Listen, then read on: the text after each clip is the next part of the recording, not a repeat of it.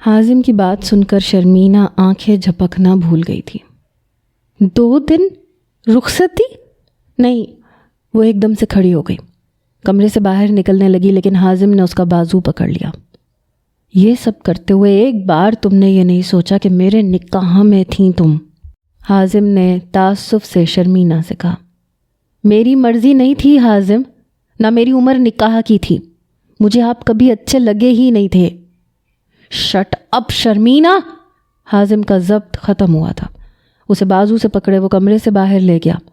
حازم کی سخت گرفت شرمینہ کے بازو کو تکلیف دے رہی تھی۔ باہر گاڑی تک لے جا کر حازم نے اس کا بازو چھوڑا، پھر غصے سے گاڑی میں بیٹھ گیا۔ شرمینہ بھی دوسری جانب کا دروازہ کھول کے گاڑی میں بیٹھ گئی۔ حازم نے اس کی طرف ایک نظر بھی دوبارہ نہیں ڈالی تھی۔ گاڑی بھی بہت رف ڈرائیو کر رہا تھا، وہ ابھی بھی رو رہی تھی۔ گاڑی بنگلے کے اندر آ کے رکی تو وہ باہر نکل کر تیزی سے اندر گئی۔ حازم جانتا تھا سیدھا اپنے کمرے میں گئی ہوگی۔ وہ سیدھا رفت بیگم کے پاس آیا، بہت غصے میں تھا۔ ساری بات حازم نے انہیں بتا دی۔ رفت بیگم خود پریشان تھی۔ شرمینہ کی جھجک کو وہ ہمیشہ ہی شرم سمجھتی رہی، کبھی ذہن میں یہ خیال ہی نہیں آیا کہ وہ یہ قدم بھی اٹھا سکتی ہے۔ آنسو حازم کی آنکھوں میں بھی جھلملا رہے تھے۔ جو کچھ بھی ہوا تھا حازم کے لیے ناقابل برداشت تھا۔ رفت بیگم اپنے آنسو اندر ہی کہیں گرا رہی تھی۔ حازم کو اس قدر رنجیدہ اور غصے میں دیکھ کے دھیمے لہجے میں بولی، نا سمجھ ہے وہ، اپنا اچھا برا نہیں سمجھتی، میں سمجھاؤں گی اسے، تم فکر مت کرو، میں سمجھاؤں گی اسے، ٹھیک ہو جائے گی، تھوڑا وقت دو اسے حازم۔ نہیں پھپھو، ہرگز بھی نہیں، وقت دینے کا نتیجہ دیکھ چکا ہوں میں ڈیڈ اور موم کو آج ہی بلا لوں گا، مجھے بس 2 دن میں رخصتی چاہیے، یہاں سے بہت دور لے جاؤں گا اسے، وہ دور جائے گی تبھی ٹھیک ہوگی۔ حازم کو بس یہی ایک حل نظر آ رہا تھا، وہ اسے یہاں سے دور لے جائے جہاں شرمینہ کے سامنے صرف وہی ہو۔ رفت بیگم چپ تھی۔ دوپہر کو شرمینہ کے کمرے میں آئیں تو وہ رو رو کے آنکھیں سجائے بیٹھی تھی۔ ماں کو دیکھ کے بیڈ سے اٹھ کے ان کے گلے سے لگ کے رونے لگی۔ مما مجھے حازم سے شادی نہیں، بات یہیں تک پہنچی تھی جب رفت بیگم نے اسے خاموش کروا دیا۔ آگے ایک لفظ مت کہنا شرمینہ، 2 دن بعد تمہاری حازم کے ساتھ رخصتی ہے، تیار ہو کے نیچے آؤ، ہم بازار جا رہے ہیں، تمہارے لیے شاپنگ کرنی ہے۔ رفت بیگم نے نہ نرمی دکھائی نہ ہی اسے ذرا سی ڈھیل دکھائی۔ حازم کا فیصلہ بہتر لگا تھا۔ وہ کم عمر تھی، یہاں نہ جانے کس کے بہکاوے میں آ گئی تھی۔ اٹلی میں جائے گی، حازم کے ساتھ رہے گی تو خود ہی سب کچھ بھول جائے گی۔ شوہر کی محبت ہر محبت پہ سبقت لے جاتی ہے۔ مما مجھے نہیں جانا ان کے ساتھ کہیں بھی، آپ سمجھتی کیوں نہیں ہیں؟ شرمینہ مرجھا سی گئی تھی، رنگ بالکل پھیکا سا پڑ گیا تھا۔ کیا سمجھوں میں شرمینہ؟ تم نے تو مجھے حازم کے سامنے شرمندہ کر کے رکھ دیا، اس کے سامنے نظریں ملانے کے قابل نہیں چھوڑا۔ شکر کرو کہ عزت سے رخصت کروا کے لے کے جا رہا ہے، ورنہ جو حرکت تم نے کی ہے، تمہارے دادا جیسا ہوتا تو اس وقت تمہیں کاٹ کے پھینک چکا ہوتا۔ رفت بیگم دانت بھینچ کر غصہ دباتے اپنی روتی ہوئی احمق بیٹی سے کہہ رہی تھی۔ شرمینہ آگے سے کچھ نہیں بولی کیونکہ جانتی تھی کہ اس کی سنوائی نہیں ہوگی۔ مہرو بے وقوف اور جذباتی نہیں تھی۔ فواد کی بات سن کے پریشان ضرور ہوئی تھی، لیکن عین عقل مندی کا تقاضا تھا کہ وہ چپ سادھ لے۔ فواد اسے کس قدر چاہتا تھا، اس کی باتیں، اس کا انداز مہرو کو بتا چکا تھا۔ شادی کے بعد فواد سے اپنی بات کیسے منوانی ہے یہ وہ اچھی طرح جانتی تھی، اس لیے فواد کی اس بات کو اس نے اتنی وسعت نہیں دی۔ دوسری جانب اس کے ناول میری جان کا پہلا ایڈیشن ہاتھوں ہاتھ بک چکا تھا۔ 3 ماہ کا عرصہ بھی گزر چکا تھا۔ مہرو کی شادی 1 ماہ تک ہونے والی تھی جب وہ شہباز صاحب کے بہت اصرار پر ان کے بک فیسٹیول میں گئی، جہاں اس کے ناول کے دیوانوں کی بھیڑ لگی ہوئی تھی۔ بہت بڑی غلطی کر رہی ہو مہرو، لکھنے کا ارادہ ترک کر کے۔ 2 سال کی تمہاری محنت دیکھو تو کیسے رنگ لانے لگی ہے، اور اب جب لوگ تمہیں جاننے پہچاننے لگے ہیں تو تم نے لکھنا ہی چھوڑ دیا۔ شیشے کے باہر بھیڑ بڑھ رہی تھی، سب دروازے کے کھلنے کے منتظر تھے۔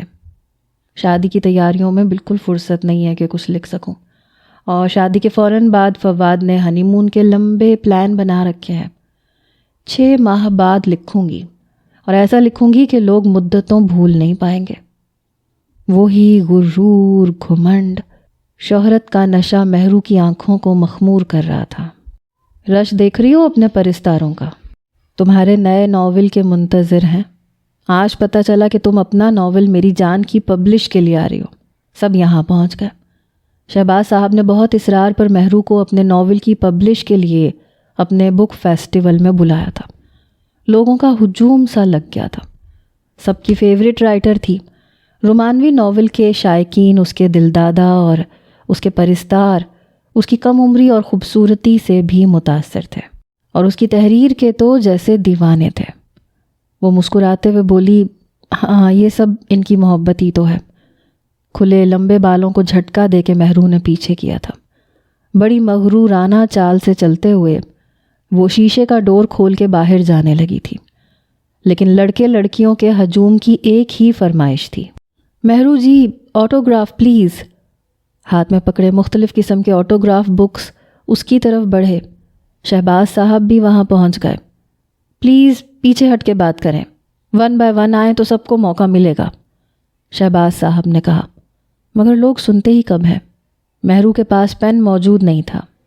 Pain please. لوگوں کی بھیڑ میں سے مہرو نے پین مانگا۔ ایک ہی پین کسی نے اس کے سامنے کیا۔ بے دھیانی سے مہرو نے پین پکڑا اور تیزی سے بس اپنا سائن ہی آٹوگراف بکس پہ کرنے لگی، جب ایک مردانہ ہتھیلی اس کے سامنے کسی نے کی۔ اس نے بنا دیکھے مدافعانہ انداز سے ہاتھ پرے کیا۔ No please, no hand, only autograph book. Mehru نے جب دوسری بار بھی اسی ہتھیلی کو اپنے سامنے دیکھا تو پیچھے جھٹک کے کہا، لیکن کسی نے بہت زور سے اس کی کلائی پکڑی تھی۔ مہرو نے اب اس شخص کی طرف دیکھا۔ سرخ آنکھوں میں صرف وحشت ہی وحشت تھی۔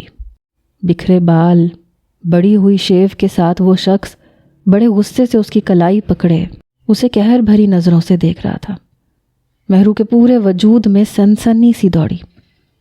میرا پین ہے یہ، غصے سے کہہ کے اس نے مہرو کے ہاتھ سے پین چھینا اور اس بھیڑ سے باہر نکل گیا۔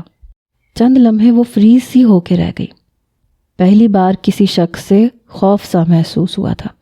دوسرا پین شہباز نے مہرو کی آنکھوں کے سامنے لہرایا تو مہرو اپنے ٹرانس سے باہر آئی۔ پین ان سے پکڑ کر آٹوگراف دینے لگی۔ ذکی نے اپنے والد کی اس شرط پر ان کے ساتھ کام کرنا شروع کیا تھا کہ اگر وہ 6 ماہ ان کے ساتھ کام کرے گا تو وہ اسے اس کے کام میں سپورٹ ضرور کریں گے۔ جو سین وہ اپنی موجودگی میں پکچرائز کرواتا تھا اس پر جی جان لگا دیتا تھا۔ اس کا نتیجہ یہ نکلا کہ اس بار اس کے والد کو بیسٹ ڈائریکٹر کا ایوارڈ ملا۔ سجیلا کو بھی اس ڈرامے پر بیسٹ ایکٹریس کے ایوارڈ سے نوازا گیا۔ پہلی بار اسے ایوارڈ ملا تھا، اس لیے وہ بے حد خوش تھی۔ جو سین اسے ذکی نے کروایا تھا وہ لوگوں کے لیے یادگار بن گیا تھا۔ عوام نے اس کی اداکاری کو سراہا تھا۔ ذکی کے لیے سجیلا کے جذبات بدلنے لگے تھے۔ وہ اسے پسند کرنے لگی تھی۔ پہلی بار سجیلا نے ذکی کو ڈنر پر بہت اصرار کر کے بلایا تھا۔ کہنے لگی کہ وہ اپنی اتنی بڑی کامیابی سیلیبریٹ کرنا چاہتی ہے۔ ذکی نے پہلے تو بہت انکار کیا، لیکن اشتیاق صاحب کا اگلا ڈرامہ بھی اسی نے سائن کیا تھا، اور اشتیاق صاحب نے ذکی سے خاص طور پر کہا تھا کہ وہ سجیلا سے اپنا رویہ اچھا رکھے۔ اس ڈرامے کی کامیابی کے بعد ذکی کو آزادی مل جائے گی، اور پھر وہ اسے اس کے کام کے لیے روکیں گے نہیں اور اسے پیسوں کی بھی سپورٹ کریں گے۔ ذکی اس کے منتخب کیے ہوئے ریسٹورنٹ میں وقت مقررہ پر پہنچ گیا۔ اسے لگا کہ سجیلا نے اپنے سب دوستوں اور احباب کو دعوت دی ہوگی، لیکن وہاں سجیلا کے علاوہ اور کوئی نہیں تھا۔ ایک ٹیبل ان کے لیے بک تھا۔ وہ بلیک پینٹ کوٹ پہنے ایک فلاور بوکے لیے وہاں پہنچا، اور اتفاق ایسا تھا کہ سجیلا نے بھی بلیک ساڑی ہی پہنی تھی، بالکل انڈین اسٹائل کی۔ ذکی نے نظریں جھکا لیں۔ اسے لگا شاید وہ کچھ جلدی پہنچ گیا ہے، باقی کے مہمان کچھ دیر میں پہنچیں گے۔ سجیلا نے اسے دیکھ کے مسکراتے ہوئے اس تک پہنچی۔ سجیلا کی کوشش یہ تھی کہ اس سے گلے مل کر ویلکم کرے، لیکن ذکی نے اس کی بڑھتی ہوئی باہیں دیکھ کر شاید اس کا ارادہ بھانپ لیا تھا، اس لیے فلاور بوکے اسے تھما دیا اور مسکرا کر اسے مبارکباد دے کے آگے بڑھ گیا۔ سجیلا اسے دیکھتی رہ گئی۔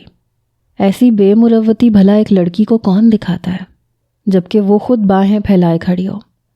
سجیلا اس ٹیبل تک پہنچ گئی جہاں ذکی بیٹھا تھا۔ مدھم سی روشنی پورے ریسٹورنٹ میں پھیلی ہوئی تھی۔ اس پہ ہلکی ہلکی دھنیں میوزک کی ایک رومانٹک سا سما بنا رہی تھی۔ ٹیبل پہ کینڈلز جل رہی تھیں۔ سجیلا اسے سامنے کرسی پہ بیٹھ گئی۔ ذکی گھڑی دیکھنے لگا، سوچ یہ رہا تھا کہ باقی کے مہمان ابھی تک کیوں نہیں آئے، جب سجیلا نے اس کے سامنے مینیو کارڈ رکھا۔ آرڈر کیجئے جو آپ کو پسند ہو، ابھی باقی کے مہمانوں کو تو آنے دیں، پھر سب مل کے آرڈر کر لیں گے۔ ذکی کی بات پہ وہ ہنسنے لگی۔ میں نے آپ سے کہا تھا یہ دعوت صرف مہمان خاص کے لیے ہے۔ جی ہاں مجھے یاد ہے، اب اس مہمان خاص کو پہلے آنے تو دیں، ان میں فاضل تو سر فہرست ہوگا، ذکی نے مسکرا کے کہا۔ مہمان خاص بس ایک ہی ہوتا ہے، اس لیے میں نے کسی کو انوائٹ نہیں کیا، کیونکہ میرے لیے مہمان خاص آپ ہی ہیں۔ ذکی یہ سن کر اور سجیلا کے چہرے پہ بکھرے رنگ دیکھ کر چپ سا ہوا۔ اس کا رویہ بہت الگ الگ سا لگ رہا تھا۔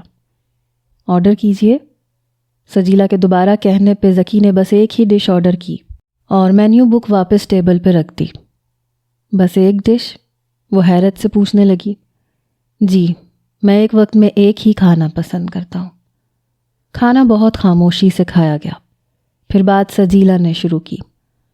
ذکی، میں نے آپ کو پروپوز کرنے کے لیے بلایا ہے۔ مجھے نہیں لگتا کہ پہلے اظہار پہ صرف مرد کا حق ہے۔ ہمارے معاشرے میں عورت بھی مرد کے شانہ بشانہ چلتی ہے، تو پھر اظہار کرنے میں وہ مرد کے ہی التفات کا انتظار کیوں کرے؟ مجھے آپ اچھے لگتے ہیں، اس لیے میں آپ سے شادی کرنا چاہتی ہوں۔ سجیلا کے برملا اظہار پر وہ چپ سا ہو گیا۔ ایک اداکارہ سے شادی وہ بالکل بھی نہیں کرنا چاہتا تھا، نہ ہی اس کی آزادی وہ برداشت کر سکتا تھا۔ سجیلا، میں آپ کی بہت عزت کرتا ہوں۔ آپ کی یہ بات بھی بجا ہے، مرد عورت حقوق و فرائض میں برابر ہیں، اور عورت اگر مرد سے اپنی پسندیدگی کا اظہار پہلے کر دے تو اس میں کوئی بری بات نہیں ہے۔ سجیلا ذکی کی بات سن کے مسکرائی۔ ذکی کی بات ابھی مکمل نہیں ہوئی تھی کہ سجیلا بیچ میں بول پڑی۔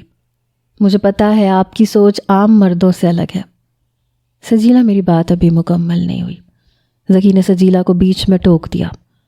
وہ چپ سی ہو گئی، لیکن خوشی اس کے چہرے پہ یوں آیا تھی جیسے ذکی بھی اس سے اظہار محبت کرنے ہی آیا ہے۔ ذکی اسے پہلی بار اس وقت اچھا لگنے لگا تھا جب پہلی بار سجیلا کے ساتھ ذکی نے وہ سین کیا تھا۔ پھر جس محنت، انٹینشن اور فکر مندی سے ایک ایک سین میں وہ جان ڈلواتا تھا، ایموشنز پیدا کرتا تھا، سجیلا کو اس کا برائٹ فیوچر سامنے نظر آ رہا تھا۔ لیکن ذکی کی سوچ مختلف تھی۔ ذکی نے بات آگے بڑھائی۔ آپ اچھی ہیں، کامیاب ایکٹریس ہیں، خوبصورت بھی ہیں، لیکن میں آپ کو بیوی کی حیثیت سے پسند نہیں کرتا، نہ ہی آپ سے ایسا کوئی تعلق جوڑ سکتا ہوں، اس لیے میری طرف سے معذرت ہے۔ یہ کہہ کے وہ اٹھ کے وہاں سے چلا گیا۔ رات کے 2 بجے کا وقت تھا جب مہرون نساء کے نمبر پر ایک کال آئی۔ وہ گہری نیند میں تھی۔ اکثر اس وقت فواد ہی اسے کال کر کے پریشان کرتا تھا۔ محبت بھری باتیں اسے اسی وقت یاد آتی تھیں، اسی لیے بنا نمبر دیکھے ہی مہرون نساء نے فون کان پہ لگا لیا۔ سویٹ ہارٹ، کبھی کبھی چین کی نیند بھی سو جانا چاہیے، اور ہونے والی بیوی کو بھی سونے دینا چاہیے۔ اب 1 ہی تو ماہ رہ گیا ہے، 1 ماہ کا بھی صبر نہیں ہے آپ میں۔ میری جان، میرے لیے تو ایک ایک لمحہ گزارنا مشکل ہے، اور تم 1 ماہ کی بات کر رہی ہو۔ مہرون نساء کی پیشانی پہ تعجب کی لکیریں پڑیں۔ اس کی آنکھوں سے نیند اڑی تھی۔ کون بول رہا ہے؟ اجنبی آواز تھی، وہ فواد ہرگز نہیں تھا۔ مہرون نساء کی بات پر ایک چھت پھاڑ کہا گونجا، تمہارا سویٹ ہارٹ۔ اس کے بعد فون بند ہو چکا تھا۔ مہرون نساء نے نمبر چیک کیا تو وہ ان نون نمبر سے کال آئی تھی۔ یہ کون تھا؟ مہرون نساء نے فون آف کر دیا۔ پہلے خود پہ غصہ آیا، نمبر دیکھ کے بات کرنی چاہیے تھی، کیونکہ وہ جتنے بھی نمبر چینج کر لیتی، اس کے چاہنے والے نہ جانے کہاں کہاں سے اس کا نمبر حاصل کر کے اسے فون کر ہی لیتے تھے۔ یقیناً یہ بھی کوئی لوفر سا عاشق مزاج اس کا پرستار ہوگا۔ مہرون نے آنکھیں بند کیں اور سو گئی۔ صبح اس کی آنکھ گلاب کے پھولوں کی بھینی بھینی خوشبو سے کھلی۔ اسے لگا اس کی والدہ نے لان میں لگے پھولوں کو توڑ کے اس کی سائڈ ٹیبل کے واز میں سجایا ہوگا، لیکن جب مہرو نے کسمسا کے کروٹ بدلی تو ہاتھ ایک فلاور بوکے پہ پڑا۔ مندی مندی آنکھیں کھول کے دیکھا تو فلاور بوکے اس کے تکیے کے پاس رکھا ہوا تھا۔ پھر خیال آیا کہ ضرور فواد نے بھیجا ہوگا۔ جیسے جیسے شادی کے دن قریب آ رہے تھے، فواد کی بے تابیاں بڑھتی جا رہی تھیں۔ مہرو کے چہرے پہ مسکراہٹ سجی۔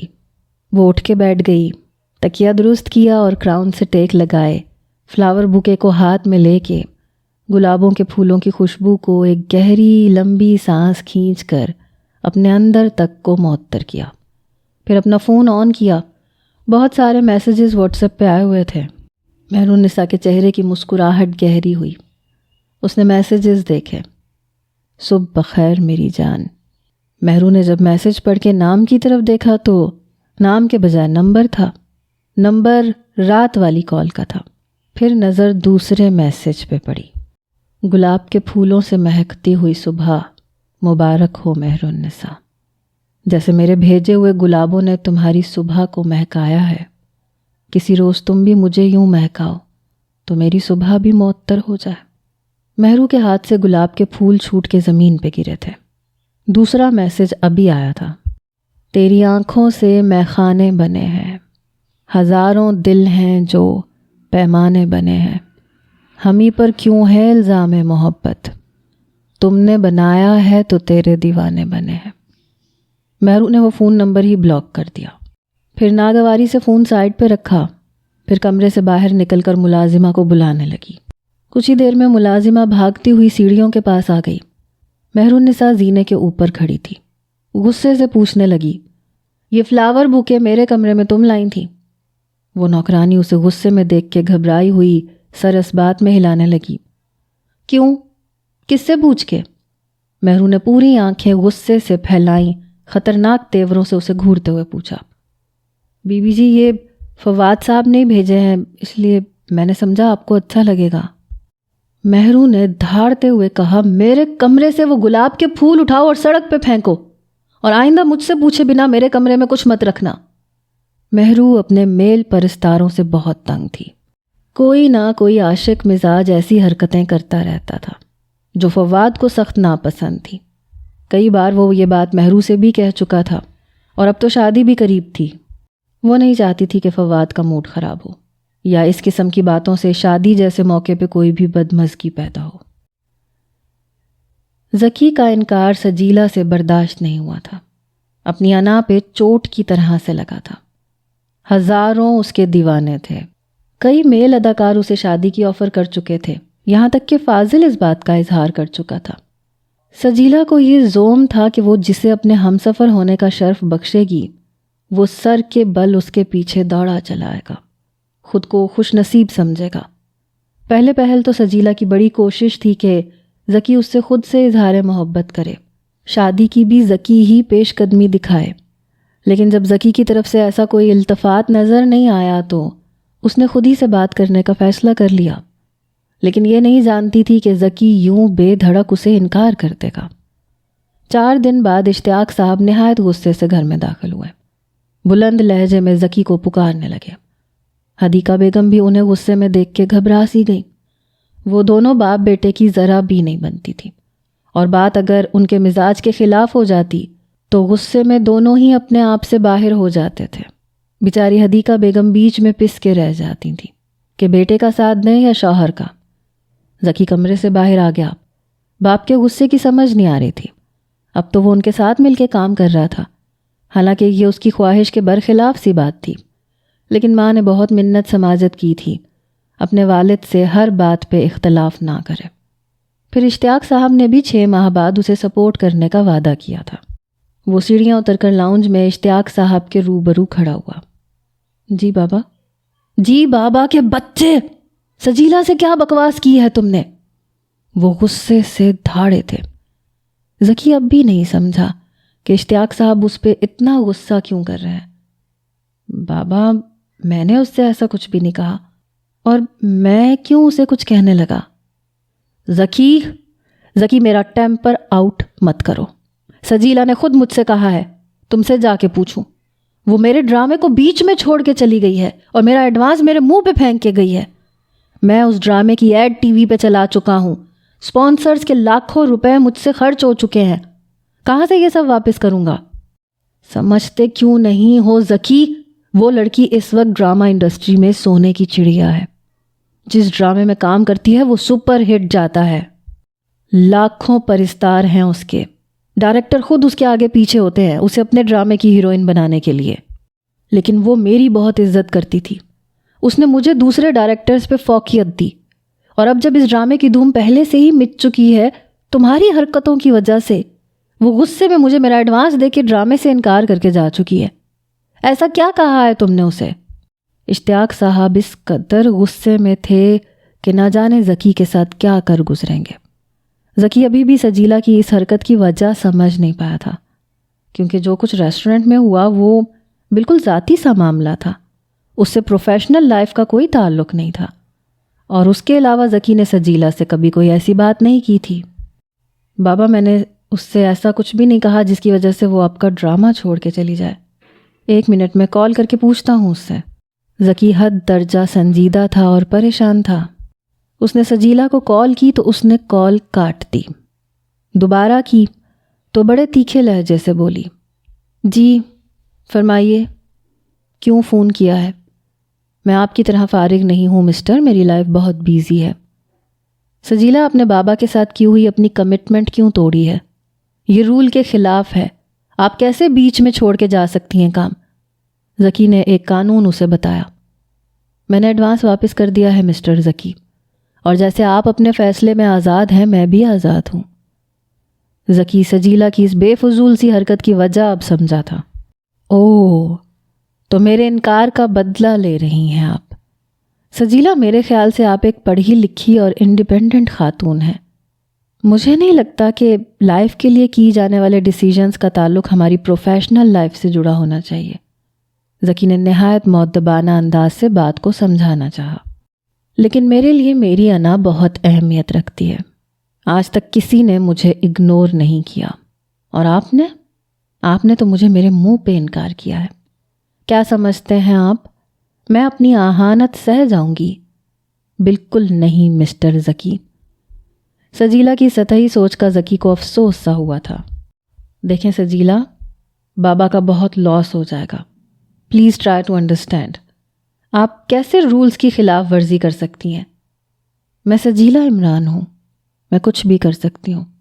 اگر آپ یہ چاہتے ہیں کہ میں واپس آپ کے ڈرامے میں کام کروں تو آپ اپولوجائز کریں مجھ سے مسٹر ذکی. وہ سخت لہجے سے بات کر رہی تھی. اوکے ٹھیک ہے. ذکی نے یہ حامی صرف اشتیاق صاحب کی وجہ سے بھری تھی، ورنہ اس لڑکی کی وہ شکل بھی نہیں دیکھنا چاہتا تھا جو اس قدر چھوٹی سوچ کی مالک تھی. میری بات ابھی مکمل نہیں ہوئی مسٹر ذکی. سجیلا لفظوں کو غصے سے چبا کے بولی. جی فرمائیے، اور کیا چاہتی ہیں آپ کے سامنے ہاتھ جوڑوں. وہ بھی غصہ ضبط کرتے ہوئے تلملا کے بولا، آپ مجھے پروپوز کریں گے مسٹر ذکی، نیل ڈاؤن ہو کر، سر جھکا کر میرا ساتھ مانگیں گے، اور وہ بھی نیکسٹ ایوارڈ شو کے اسٹیج پہ. ذکی نے غصے سے فون بند کر دیا. اشتیاق صاحب ابھی بھی کھوجتی ہوئی اور غسیلی نظروں سے اسے دیکھ رہے تھے. کیا چل رہا ہے تم دونوں کے بیچ؟ بابا، یہ لڑکی پاگل ہے شاید. چند دن پہلے مجھے ڈنر پہ بلا کے شادی کے لیے پروپوز کرنے لگی، اور میں نے نہایت مہذب انداز سے اسے انکار کیا تھا، اور وہ اس بات کا بدلہ یوں لے رہی ہے. ذکی نے اشتیاق صاحب کو حقیقت بتائی، لیکن وہ تو ہتھے سے اکھڑ گئے. پاگل وہ نہیں، پاگل تم ہو ذکی. ارے ایسے موقع قسمت والوں کو ملتے ہیں. وہ لڑکی ایک کامیاب ہیروئن ہے، 10 سے 15 سال میڈیا میں دونوں ہاتھوں سے کما سکتی ہے. تمہیں تو پہلی فرصت میں حامی بھر لینی چاہیے تھی، اور تم ہو کہ... اشتیاق صاحب کو بیٹے کی کم عقلی پہ مزید غصہ آنے لگا تھا. بابا، یہ میری زندگی کا سوال ہے. مجھے اپنی لائف ایک عام سی لڑکی کے ساتھ گزارنی ہے. میں کسی ہیروئن کو افورڈ نہیں کر سکتا. نو اینڈ نیور. شٹ اپ ذکی. میں کچھ نہیں جانتا. کچھ بھی کرو اور سجیلا کو مناؤ. مجھے وہ لڑکی ہر حال میں سیٹ پہ چاہیے. میں کروڑوں کا نقصان نہیں کروا سکتا. یہ کہہ کے اشتیاق صاحب وہاں سے چلے گئے. ذکی کا تو سر چکرا کے رہ گیا، کس مصیبت میں پھنس کے رہ گیا تھا۔ مہرو کو شہباز صاحب کی کال آئی تھی کہ ایک صحافی صبح سے آ کے بیٹھا ہوا ہے، کہہ رہا ہے تمہارا ایک انٹرویو چاہتا ہے، پرستاروں کے لیے اپنا کوئی خاص پیغام جو تم دینا چاہو تو دے سکتی ہو۔ مگر شہباز صاحب میں تو اس وقت شادی کی وجہ سے بیزی ہوں، آج شام کو بھی بازار جانا ہے۔ مہرو کا دل تو بہت تھا کہ انٹرویو دے، لیکن آج کل وہ شاپنگ میں مصروف تھی، کام تھے کہ ختم ہونے کا نام نہیں لے رہے تھے۔ ارے شام کو جانا ہے نا، ابھی تو 1 بج رہا ہے، بس تم ابھی میرے اسی بک اسٹال پہ آ جاؤ، وہ بھی وہیں موجود ہے، بس آدھا گھنٹہ ہی لگے گا۔ شہباز صاحب کی بات سن کے مہرو نے حامی بھر لی۔ کچھ ہی دیر میں وہ انٹرویو کے لیے پہنچ گئی۔ سامنے وہ لڑکا ایک فائل اور پین پکڑے بیٹھا تھا، اسے دیکھ کے کھڑا ہو گیا۔ اس کے گلے میں ایک کارڈ بھی لٹک رہا تھا جس میں اس کی تصویر لگی تھی اور نام بھی لکھا تھا، جیسے اکثر نئے صحافی لڑکے لڑکیاں پہنتے ہیں تاکہ سامنے والا یہ دیکھ سکے کہ وہ کس ریفرنس سے آیا ہے۔ مسکرا کے اس کی جانب مصافحے کے لیے ہاتھ آگے بڑھا کے ہائے بولا۔ مہرو نے بھی اس سے ہاتھ ملا لیا، لیکن اس کے ہاتھ کی گرفت بڑی مضبوط تھی۔ ایک پل میں ہی اس نے بڑی زور سے مہر النساء کا ہاتھ پکڑا اور اگلے ہی لمحے چھوڑ دیا۔ مہرو نے اسے سخت نظروں سے دیکھا، لیکن وہ اب بھی مسکرا رہا تھا۔ مہرو سامنے کرسی پہ بیٹھ گئی۔ وہ اجنبی تھا، لیکن نہ جانے کیوں ایسے لگ رہا تھا جیسے مہرو اسے جانتی ہے۔ چہرہ کچھ شناسا سا لگ رہا تھا۔ جی تو انٹرویو شروع کریں؟ اس لڑکے نے شہباز صاحب سے پوچھا۔ جی ضرور۔ تیسری کرسی پہ شہباز صاحب بیٹھ گئے۔ اس نوجوان نے اپنی فائل کھولی، سوال جواب کا سلسلہ شروع کیا۔ وہ لڑکا اب مہر النساء سے مخاطب ہوا۔ جی مس مہرو، آپ کا نام؟ انٹرویو ویسا ہی تھا جیسا کسی رسالے میں چھپتا ہے۔ مہر النساء، پیار سے آپ کو کیا کہہ کے پکارتے ہیں؟ مہرو، آپ کی تعلیم؟ MA in economics. لکھنے کا شوق کب ہوا؟ شوق تو بہت چھوٹا سا لفظ ہے، مجھے لکھنے کا جنون ہے، لکھنا میرا پیشن ہے۔ اور کب سے شروع ہوا؟ مجھے بچپن سے ہی یہ شوق تھا، میں کہانیاں سننے اور پڑھنے کی بچپن سے شوقین تھی، لیکن قلم کو باقاعدہ میں نے BA کے بعد اٹھایا تھا، اور ایسا اٹھایا کہ میری شہرت کسی بھی تعارف کی محتاج نہیں ہے۔ یہ جواب مہر النساء نے نخوت بھرے لہجے سے کہا۔ وہ لڑکا ہلکا سا کھنکارا تھا۔ نہ جانے مہرو کو یہ کیوں لگا کہ اس کے انداز میں ہلکا سا تمسخر سا ہو۔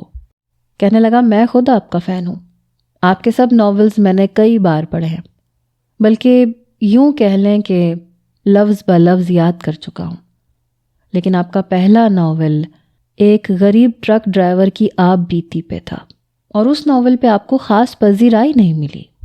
اس کے بعد آپ کی کہانی کے ہیروز زیادہ تر ذمہ دار اور امیر کبیر لڑکے ہی ہوتے ہیں، اور لڑکی ایک معصوم سی، کبھی کوئی مڈل کلاس کی تو کبھی اسی لڑکے کی انوسینٹ سی کزن جسے وہ ہیرو خاندانی بدلے کے طور پہ شادی کرتا ہے۔ ہر ناول میں ایک جیسی سٹوری ہی ہوتی ہے، بس نام الگ ہوتے ہیں۔ زیادہ تر ونی ہو کر لڑکی جبراً لڑکے کے ساتھ رہنے پہ مجبور ہوتی ہے، کبھی بھائی کے کیے گئے قتل کے بدلے میں مقتول کے گھر والوں کے سامنے کر دی جاتی ہے۔ آپ ایسے ہی کیسز کیوں ڈسکس کرتی ہیں مس مہرو؟ وہ لڑکا اس سے سنجیدگی سے اس موضوع پہ بات کر رہا تھا۔ اس لیے کیونکہ ہمارے معاشرے میں یہ سب ہو رہا ہے۔ ونی کے طور پہ لڑکیاں اپنے دادا کی عمر کے بڈھے کے ساتھ رہنے پہ مجبور ہیں۔ مہرو کے جواب پہ وہ لڑکا استہزائیہ سا مسکرایا۔ لیکن آپ کے ناول کا ہیرو تو ہیزل گرین آئیز والا خوبرو نوجوان ہوتا ہے۔ جی ہاں، کیونکہ وہ ہیرو ہے تو ہیرو تو ایسے ہی ہوتے ہیں۔ ایک آئی برو اوپر کو چڑھا کے مہر النساء نے جواب دیا۔ محترمہ، آپ کو نہیں لگتا کہ آپ حقیقت کے بجائے کچھ عجیب سا لکھتی ہیں، جو نہ مکمل خواب ہے نہ ہی مکمل حقیقت؟ ایک طرف سے کم سن معصوم سی لڑکی جو آپ کے ہر ناول کی ہیروئن ہوتی ہے، دوسری طرف خوب رو پڑھا لکھا ذمہ دار لڑکا جو کسی بدلے کے تحت لڑکی سے شادی کرتا ہے، پھر اس پہ ظلم و ستم کا پہاڑ توڑ دیتا ہے، اس لڑکی کے ساتھ وہ برتاؤ کرتا ہے کہ پڑھنے والے کی روح تک کانپ جاتی ہے، اور پھر وہ ہیرو بھی ہوتا ہے۔ کچھ عجیب سی بات نہیں ہے مس رائٹر؟ صحافی لڑکے کا لہجہ کاٹ دار تھا، کچھ طنز کی بھی آمیزش تھی۔ اس میں عجیب کیا ہے مسٹر؟ نکاح کا رشتہ ایسا ہی ہوتا ہے، لڑکی کو محبت ہو ہی جاتی ہے، نیچرل سی بات ہے، چاہے شوہر جیسا بھی ہو۔ مہرو کو اس کی نظروں سے، اس کی باتوں سے الجھن سی محسوس ہو رہی تھی، جیسے وہ لڑکا اس کا انٹرویو کم اور اس کی اہانت زیادہ کر رہا ہو۔ نکاح؟ اور ریئلی مس مہرو؟ یہ کہہ کے وہ ہنسنے لگا۔ مہرو کی پیشانی پہ ناگواری سے بل پڑے۔ مہرو کے چہرے کے اتار چڑھاؤ دیکھ کے اس لڑکے نے اپنی ہنسی روکی۔ آئی ایم سوری مس مہرو، وہ بات ہی کچھ ایسی تھی کہ میں اپنی ہنسی کنٹرول ہی نہیں کر پایا۔ ہنسنے سے اپنی آنکھوں میں آنے والی نمی کو اس نے اپنی انگلی سے صاف کیا، پھر اپنی کرسی سے آگے ہو کے بیٹھ گیا۔ اگر آپ کی زندگی میں ایسا شخص آ جائے تو کیا آپ کو اس سے محبت ہو جائے گی؟ اس صحافی کے سوال پہ وہ آپے سے باہر ہوئی تھی۔ غصے کے مارے کانوں کی لو تک سرخ ہو گئی تھی۔ وہ اٹھ کے کھڑی ہو گئی۔ یہ کس قسم کا سوال کر رہے ہیں آپ؟ مہرو کو غصے میں دیکھ کے شہباز صاحب بھی کھڑے ہو گئے، اس صحافی کو گھورنے لگے۔ دیکھیں، اس قسم کے سوالات سے اجتناب کیجیے جن کے جواب مہرو جی دینا نہیں چاہتی۔ شہباز نے معاملہ سنبھالنے کی کوشش کی۔ میں نے ایسا کیا کہہ دیا شہباز صاحب؟ ایک سیدھا سا سوال ہی تو کیا ہے۔ ان کے کاغذی ہیروز کو پڑھ کر لڑکیاں ان ہیرو کی دیوانی ہیں۔ لڑکیاں ویسا ہی سوٹڈ بوٹڈ ہیرو چاہتی ہیں، تو اگر ان کا لائف پارٹنر بھی ایسا ہی ہو تو کیا مذائقہ ہے؟ میں نے ایسا کیا کہہ دیا جو مہرو جی اتنے غصے میں آ گئیں؟ وہ صحافی بات کو بدل دینے کے فن سے واقف تھا، بڑی نافہمی سے پوچھنے لگا۔ مہرو زچ سی ہو کے رہ گئی۔ شہباز صاحب بھی اس لڑکے کی پہلی بات کو نظر انداز کر کے دوسری بات کو سوچتے ہوئے مہرو النساء سے کہنے لگے، مہرو ایسی تو کوئی غلط بات نہیں کی اس نے۔ مجھے واپس جانا ہے شہباز صاحب، میں آ بھی نہیں رہی تھی، بس آپ کے کہنے پہ آ گئی، میرے پاس فرصت ہی کہاں ہے 2 ٹکے کے صحافیوں کے سامنے اپنی تحریر کی جواب دہی دوں۔ جن ہتک بھری نظروں سے مہرو نے اس صحافی کو دیکھا تھا، کوئی اور ہوتا تو یقیناً برا مان جاتا، لیکن وہ مسکرا رہا تھا۔ پھر پین اس کی طرف بڑھایا۔ مہرو جی پلیز، یہ کچھ پیپرز ہیں، ان پہ آپ کا سائن بہت ضروری ہے، جو ہمارے ڈائجسٹ میں آپ کے انٹرویو کے ساتھ چھپے گا، تاکہ آپ کے مداحوں کے من کی مراد پوری ہو جائے۔ بہت سے لوگ آپ کے آٹوگراف کا مطالبہ کرتے ہیں، کہتے ہیں مہرو جی کا سائن ہی دکھا دیں تو چین آ جائے گا۔ وہ لڑکا پل میں آگ لگانے، پل میں آگ کو گلزار کرنے کا فن جانتا تھا۔ اپنی ایسی تعریف سن کے مہرو النساء نے اس سے پین لے لیا۔ اس لڑکے نے اسی فائل کو مہرو النساء کے سامنے کیا۔ مہرو اس پہ وہاں سائن کرتی رہی جہاں جہاں وہ کہتا رہا، پھر جان بوجھ کے اس لڑکے کو ناپسندیدگی سے دیکھتے ہوئے وہاں سے چلی گئی، جیسے انٹرویو دے کے اس پہ احسان کیا ہو۔ وہ لڑکا بھی واپس چلا گیا۔